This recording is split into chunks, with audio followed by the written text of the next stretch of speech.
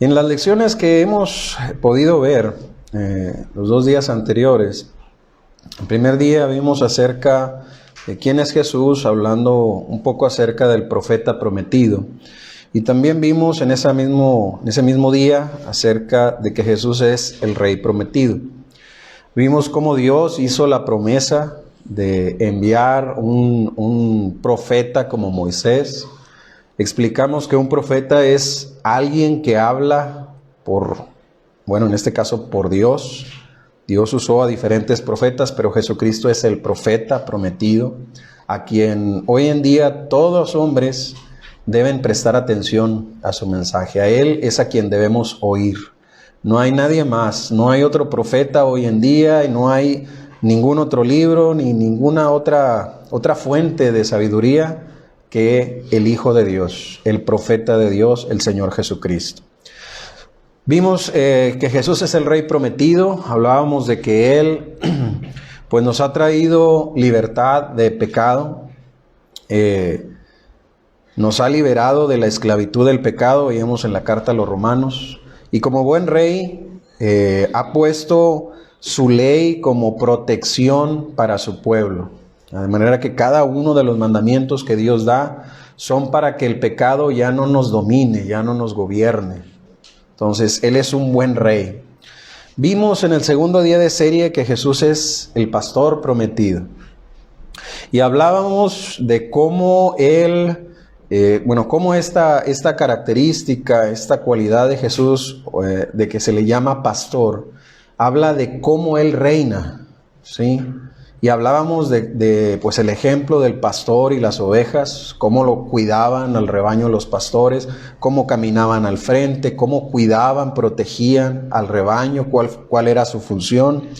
Y pues concluíamos que con cada una de estas partes y la que vamos a considerar hoy, el Señor nos está invitando a acercarnos a Él, que tengamos confianza en Él, que no temamos, porque Él, como pastor, nuestro Señor Jesucristo, Él nos cuida en todo aspecto, primera y mayormente en lo espiritual y también en lo físico. Él nos cuida, Él nos protege, y tenemos que aprender, aquella persona que se acerca a Dios, lo primero que tiene que aprender es a confiar en Dios, tener fe en Él.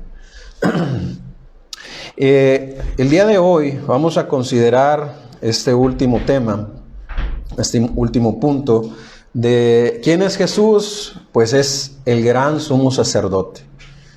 Y vamos a comenzar un poco en el mismo formato que tuvimos en las otras lecciones, hablando de la promesa que Dios hizo.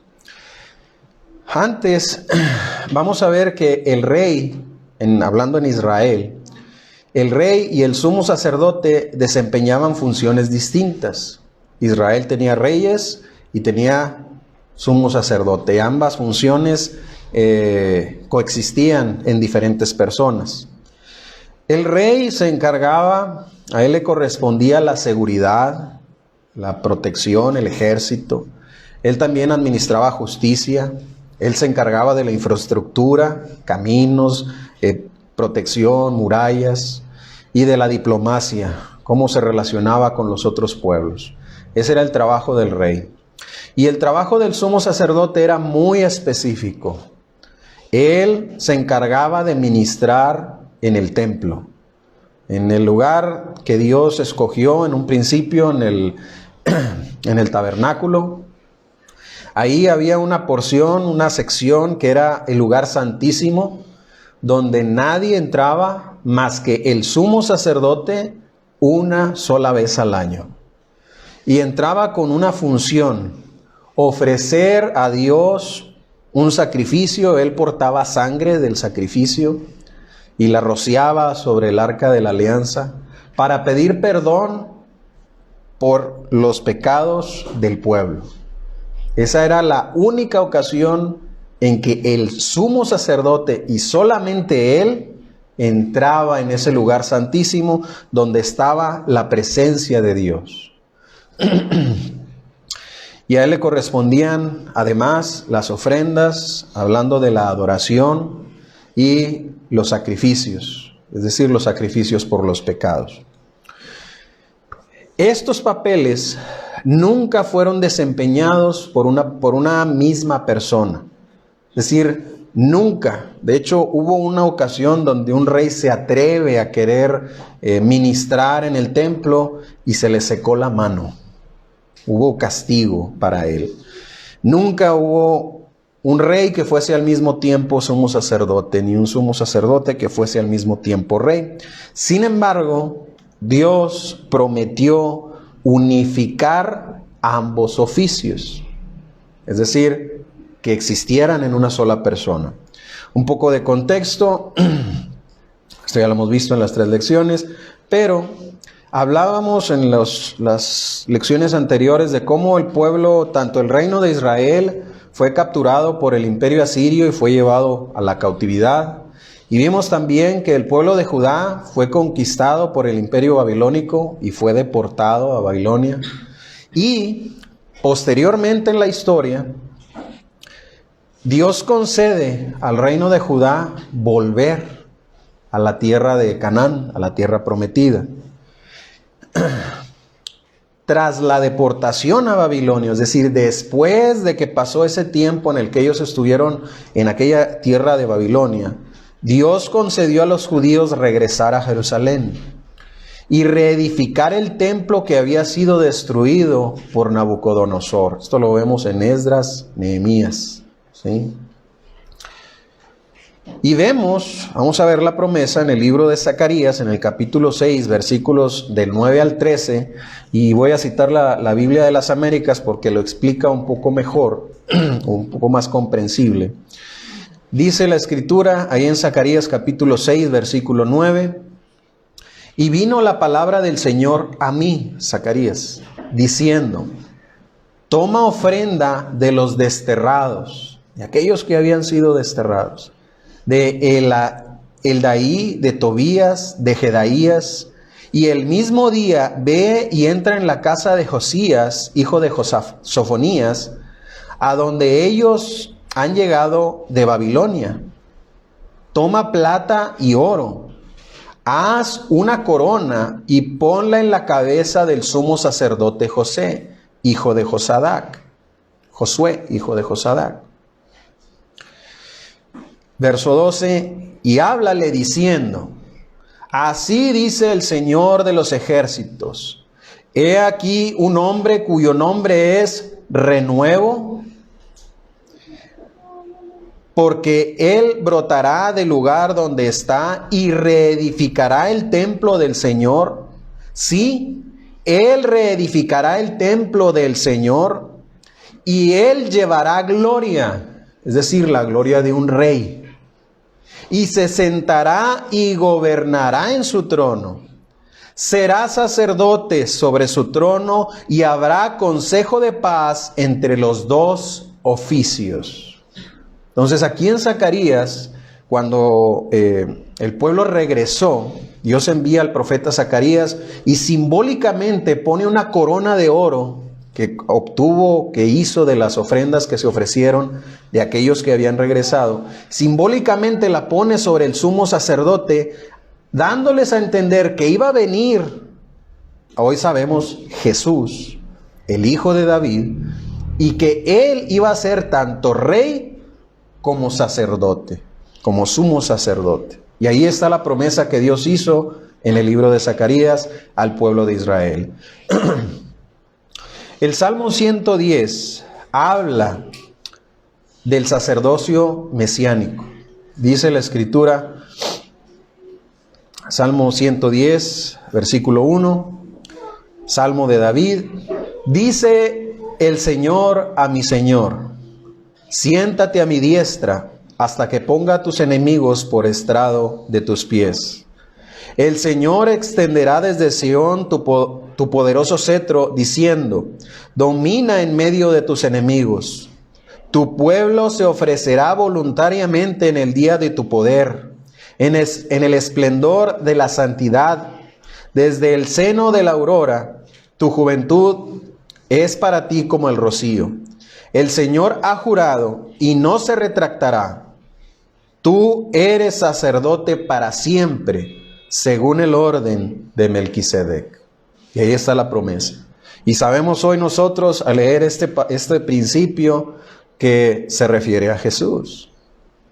Siéntate a mi diestra hasta que ponga a tus enemigos por estrado de tus pies. Lo tenemos esa cita en el libro de los Hechos.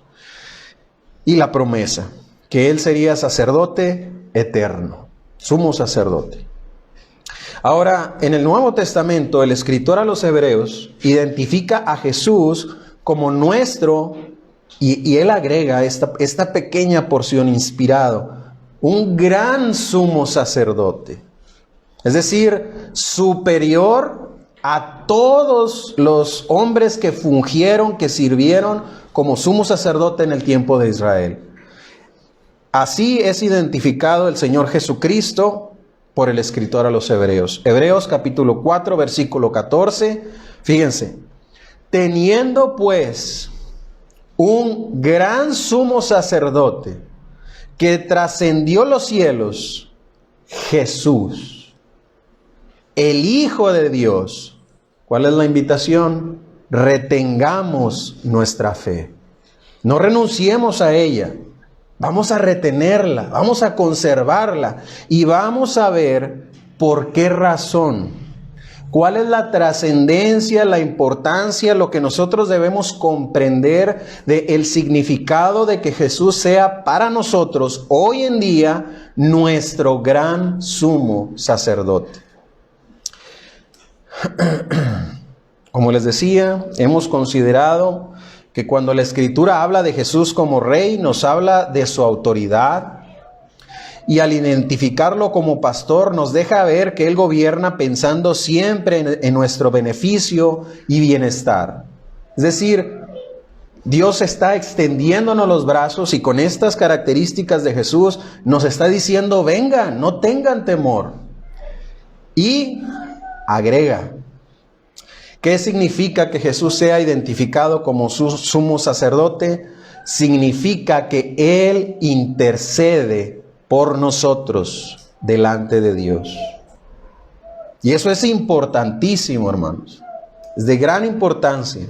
A veces algunas personas sienten un profundo respeto por Dios. Les predicamos y son respetuosas y temerosas de Dios. Pero aunque desean obedecer el Evangelio, no lo hacen porque temen que habiendo obedecido, lleguen a pecar. En alguna ocasión una persona, hoy gracias a Dios es una hermana en Cristo, ella decía, es que yo ya me bauticé, se había bautizado en alguna secta. Y me lo dijo así, yo tengo temor de que si me vuelvo a bautizar, Dios se enoje conmigo. Porque Dios no está jugando y yo no estoy jugando con sus mandamientos. Y entonces ella resistía un poco, porque no lo entendía todavía, a llegar al bautismo que Dios establece, ¿verdad? El bautismo bíblico. Se le explicó, ella entendió y dijo, ok, y se bautiza. Pero esa actitud la solemos encontrar en algunas personas temerosas de Dios, respetuosas de Dios. Y a veces nosotros como cristianos, pues también nos preocupa. Oye, porque a fin de cuentas yo soy un ser humano. Yo recuerdo que cuando yo quería obedecer el Evangelio en mi juventud, tenía el mal hábito de maldecir. En la escuela me dejé y me lo pegaron. Y me dije una vez, no, pues es que si yo me bautizo, pues no debo de maldecir, yo lo sabía bien. Dije, bueno, me lo voy a quitar primero. No pude quitármelo. Y me dije, bueno, pues que Dios me ayude. Y me bauticé.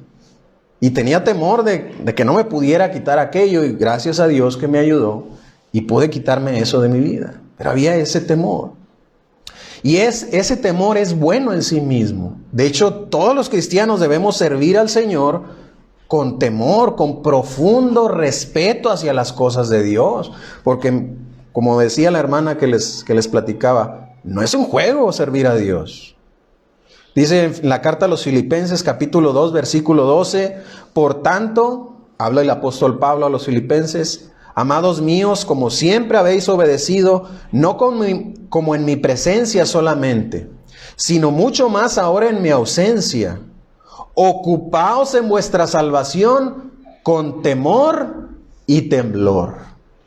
Es el mandamiento que el apóstol nos da a nosotros. ¿Qué significa temor y temblor? La palabra temor debemos entenderla como respeto, respetando a Dios. ¿Cómo respetamos a nuestros padres? Cuando los obedecemos. Si no los obedecemos en lo que ellos nos han instruido, no los estamos respetando. Y así a Dios, debemos respetarle, debemos temer a Dios. Y también dice, y debemos servir a Dios con temor y temblor. ¿Qué significa con temblor? Significa con mucho cuidado. Imagine que usted va a ser, bueno, como pasa en algunas ocasiones, se va a ser sometido una persona a una operación. Y primero, ¿qué hacen? No nada más abren rápido así, como luego dicen, de un día para otro. No, el médico es cuidadoso y hace estudios, y hace análisis y checa niveles y dice, ¿sabes qué? No eres apto porque existe el riesgo de que te pase esto por tus índices. Entonces, ¿qué está haciendo el médico? No va a operar a la ligera, así rápido. No, él hace las cosas con cuidado. Y así el cristiano debe servir a Dios con mucho cuidado. ¿De qué? De guardar la ley de Dios y no caer, claro, en errores, en doctrinas equivocadas. Entonces, para eso hay que leer, hay que saber muy bien, hay que servir a Dios con respeto y con mucho cuidado de su ley, sin agregarle y sin quitarle. Porque sabemos que quien haga cualquiera de estas cosas, pues Dios no se va a agradar de él y le va a pedir cuentas. Entonces, en principio esto es bueno y así debemos servir nosotros siempre. Pero para superar ese temor en aquellas personas que con ese temor no se acercan a Dios, por ese temor que tienen, es que Jesucristo nos es presentado como sumo sacerdote. Fíjense, el sumo sacerdote intercedía por Israel en la antigüedad. Ahí en el tabernáculo, es más o menos una ilustración de lo que era. Esta partecita era el lugar santísimo. Ahí estaba el arca de la alianza y es en ese lugar, dividida por un velo, en el que nunca entraba nadie, más que el sumo sacerdote una vez al año, para llevar la ofrenda por los pecados de todo el pueblo. Cuando el sumo sacerdote entraba, todo el pueblo se quedaba afuera, esperándolo. Y entonces cuando el sumo sacerdote terminaba de ofrecer por el sacrificio, y de hecho primero ofrecía sacrificio por sus pecados, porque él era un hombre, y luego ofrecía sacrificio por los pecados de todo el pueblo. Entraba y salía. Aquí no entraba nadie, más que él una vez al año. ¿Qué pasó? Fíjense, esto es bien interesante. Dice en el Evangelio que escribe Marcos, capítulo 15, versículo 37. Mas Jesús, dando gran voz, expiró. Es decir, cuando Jesús estaba crucificado, grita, da una gran voz y muere. Entonces, el velo del templo se rasgó en dos, de arriba a abajo. ¿Sí? ¿Cuál es el simbolismo? Que el Señor Jesucristo entró, no al lugar santísimo físico o terrenal, sino que se abrió la puerta para que Jesús entre delante de la presencia de Dios mismo, que es donde hoy al día de hoy Él se encuentra. La obra de Jesucristo no ha terminado al día de hoy, porque podemos imaginarnos, bueno, Él ya murió en la cruz y ascendió a los cielos y allá está sentado sin hacer nada. No, Él sigue trabajando por nosotros, abogando cada vez que nosotros nos equivocamos y nos arrepentimos de nuestros pecados. El Señor Jesucristo aboga por nosotros delante de Dios. Fíjense, en la carta a los Hebreos, capítulo 5, versículos del 1 en adelante, explica la función del sumo sacerdote, porque todo sumo sacerdote tomado de entre los hombres es constituido a favor de los hombres. O sea, ¿para qué lo nombraban? Para ayudar al pueblo. En lo que a Dios se refiere, para que presente ofrendas y sacrificios por los pecados, para que se muestre paciente con los ignorantes y extraviados. Y subrayo ahí esas dos palabras, ignorantes y extraviados.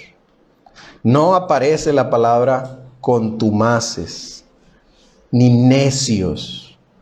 Como cristianos, amigo que nos acompaña, es posible, cabe la posibilidad, no quisiéramos, pero cabe la posibilidad de que fallemos después de haber obedecido al Evangelio.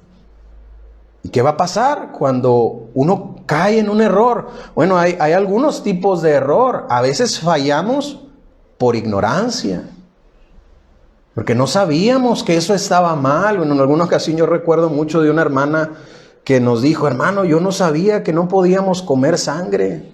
Es la única prohibición en cuanto a la comida, no debemos comer la sangre de los animales. Y la hermana, yo no sabía, y ayer antier comí un platillo que llevaba eso. Y lo reconoce y dice, no lo voy a volver a hacer. ¿Por qué lo hizo la hermana? Porque no sabía, porque había ignorancia en ella. ¿Y qué pasó con ella? Bueno, ella pidió perdón y el Señor Jesucristo intercede delante del Padre por su ignorancia, porque ella no tenía la intención de ofender a Dios. Y otro tipo es los extraviados. Aquí incluye a aquellos que se desvían del camino e incluye nuestras debilidades, nuestras flaquezas. Cuando se presenta la tentación y a veces cedemos, cuando somos temerosos y en lugar de reprender nos acobardamos y huimos, sabiendo que debíamos hacer aquello, y luego nos arrepentimos, como lo hizo en su momento el apóstol Pedro. Dios entiende nuestras debilidades, entiende ese extravío, el Señor Jesucristo. Pero hay que arrepentirse de esas cosas y luchar y decir, Señor, yo sé que hice mal, por favor, perdóname. Pedimos al Padre, pero tenemos al Señor Jesucristo intercediendo. Porque como en el Antiguo Testamento, nosotros como seres mortales no podemos presentarnos ante la presencia de Dios por nuestra propia cuenta. Como el pueblo no podía entrar en el lugar santísimo. Pero al día de hoy tenemos al Señor Jesucristo abogando por nosotros. Y gracias a Él tenemos acceso a la presencia de Dios. Gracias a Él y por medio de Él. De otra forma, no podríamos. Y Él es, dice, paciente. Entiendo que la palabra es longánime. A veces, como cuando un niño aprende a caminar, que tropieza, a veces seguido. Pero Él no se cansa, Él no se desespera. Otra vez te equivocaste. No, Él es paciente. Mientras uno sea sincero, mientras uno se arrepienta y se duela en el corazón por haberle fallado a Dios, Jesucristo aboga por nosotros. Cuidado, hermanos, que no se tome esto como dice también el apóstol Pedro. Bueno, entonces vamos a pecar para que la gracia abunde. No es así. Si alguno no se deshace de su pecado, vive aún en pecado, no lo quiere dejar, por ellos no aboga el Señor, porque no hay arrepentimiento. A eso es cuando me refería, decía contumaz, aferrado, obstinado en su pecado. Ahí no hay perdón, salvo que se arrepienta y lo deje, o procure, haga el esfuerzo, quiera dejarlo. Entonces sí. El apóstol Juan en la primera carta dice: hijitos míos, estas cosas os escribo para que no pequéis. Esa es la idea cuando obedecemos al Evangelio. Eso es el ideal, eso es lo que queremos. No volver a pecar jamás. Y por esta razón escribe Juan. Y dice: y si alguno peca, abogado tenemos para con el Padre, a Jesucristo el justo. Él mismo es la propiciación por nuestros pecados. Fíjense, ahí se habla de Jesús en esta función de abogado. ¿Para qué queremos un abogado? ¿Cuándo contratamos un abogado? Normalmente cuando tenemos un problema legal. Como nosotros no conocemos las leyes o los procedimientos, contratamos a alguien que sabe para que nos defienda, para que nos ayude en el problema que tenemos. Eso es un abogado, alguien que aboga, alguien que nos ayuda. Y aquí es presentado Jesucristo como nuestro abogado delante de Dios. Él aboga por nosotros. A Jesucristo el justo, dice, Él mismo es la propiciación. La palabra propiciación se relaciona también con la palabra propiciatorio. El arca de la alianza, aquel cofre, tenía una tapa. Dentro de ese cofre estaba el maná, las tablas de la alianza, las tablas de la ley, la vara de Aarón que reverdeció, estaban ahí en ese cofre. Y ese cofre tenía una tapa que se llamaba el propiciatorio. ¿Qué era el propiciatorio? Lo que cubría lo que había dentro. Y Jesucristo es la propiciación por nuestros pecados. Ojo, no es que Él los esconda, como a veces las personas quieren mirar para otro lado y no ver el pecado o no ver el mal en la persona. No es en ese sentido. El sentido es que por su sacrificio, Él cubre, con su sacrificio, Él pagó, Él cubrió la deuda de todos nuestros pecados. Los que cometimos antes de la obediencia y de aquellos que pudiéramos llegar a cometer después, sin que fuésemos obstinados en Él, insisto, por error, por ignorancia, por debilidad. ¿Sí? Él es la propiciación, Él nos cubre, Él cubre nuestras faltas. Continúa el verso 14 de Hebreos 4. Por tanto, teniendo un gran sumo sacerdote que traspasó los cielos, es decir, este y el segundo, y hoy está en el tercer cielo, donde está Dios a su diestra, Jesús, el Hijo de Dios, retengamos nuestra profesión, no salgamos huyendo, porque no tenemos un sumo sacerdote que no pueda compadecerse de nuestras debilidades. Esa es la razón por la cual debemos retener nuestra profesión. Cuando fallamos, Jesucristo nos entiende, Él se compadece de nosotros. Sino uno que fue tentado en todo según nuestra semejanza, pero sin pecado. Cuando tenemos problemas, se oye en las películas, las novelas, que le dice el joven a su papá: es que tú no me entiendes, ¿verdad? Esa expresión, es que tú no sabes por lo que yo estoy pasando, tú no sabes lo duro que es. Bueno, el Señor Jesucristo entiende la situación que usted, la más difícil para usted, Él lo comprende, Él lo entiende. Y por eso, porque lo entiende, busca ayudarlo. Esta es la invitación que el Señor hace. Acércate porque tenemos un sumo sacerdote que nos ayuda. No tengas miedo. Dice el verso 16, ¿cuál es la invitación? Acerquémonos. No salgas huyendo. Acerquémonos pues confiadamente al trono de la gracia, a la presencia de Dios, para alcanzar misericordia y hallar gracia, favor inmerecido para el oportuno socorro. Y aquí habla de nuestras debilidades. Ya cuando no trata el asunto de verse si soy culpable o no, cuando se entiende que soy culpable, en el tiempo de los reyes, ya a los reyes se les pedía misericordia. Ya el asunto terminó, yo soy culpable, de eso no hay duda. Rey, ten misericordia de mí. Sí fallé, ten misericordia. Y el rey extendía misericordia. Y así se presenta Dios. Vamos a acercarnos a Dios, al trono de la gracia, para alcanzar misericordia, para que nos perdone. Ya como cristianos no es necesario una vez más ir a las aguas del bautismo.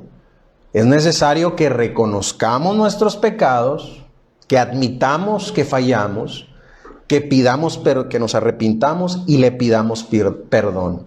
¿Recuerdan la historia del fariseo y el publicano? La actitud del publicano. Dice de él, todo lo que la Escritura dice de él, lo que oraba a Dios es: Señor, sé propicio a mí, pecador.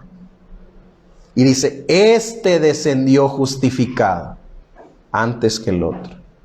Y así los cristianos, cuando llegásemos a fallar, tenemos que ir delante de Dios, humillarnos y decir: Señor, fallé, perdóname.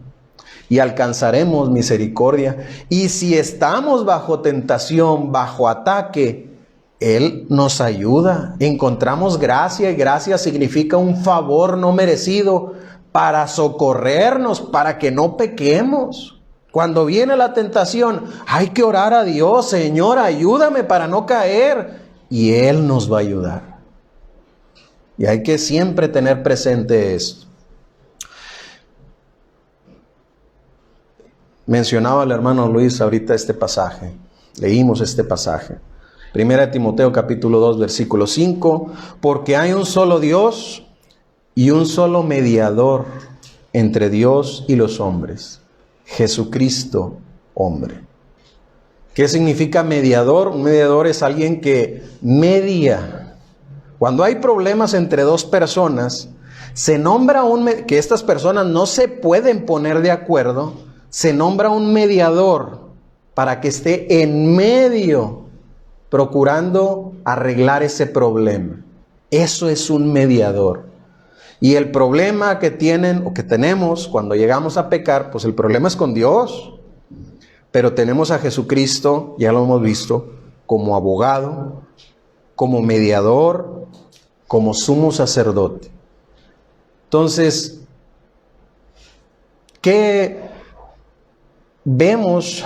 Puede ver usted, amigo, hermano, que el Señor está con los brazos abiertos diciéndote: ven, no tengas miedo, yo soy tu pastor, yo te cuido, yo te voy a dar todo lo que tú necesites. Y Señor, y si fallo, yo te voy a perdonar. ¿Cuántas veces nosotros no nos pasó que de niños hicimos alguna travesura? ¿Y qué hacíamos? Es que papá me va a regañar, papá me va a pegar. Íbamos con mamá, éramos bien listos. Mamá, cálmamelo, mamá, hice esto, me va a pegar. Y entonces mamá hablaba con él. Y a lo mejor no nos librábamos del castigo, pero papá se tranquilizaba, ¿verdad? Y hoy, en un sentido espiritual, tenemos, cuando nos equivocamos, vamos al Señor Jesucristo, el amado, a quien Dios nuestro Señor no le niega nada porque lo ama y Él se sujetó a su voluntad y se sujeta plenamente. Imagínense que dice Jesucristo: Padre, perdónalos. Así lo dijo en la cruz, ¿verdad? No saben lo que hacen. Y Él aboga con el Padre. Y aparte, tenemos un Padre que nos quiere perdonar. No nos quiere destruir. Tenemos a Jesucristo y tenemos al Padre con los brazos abiertos. Y esta es la invitación que Dios hace. Acércate, no tengas miedo, vas a recibir cosas buenas. Jesús, como sumo sacerdote, nos comprende y por ello es capaz de compadecerse, rogando al Padre que tenga misericordia de nosotros. Él nos entiende.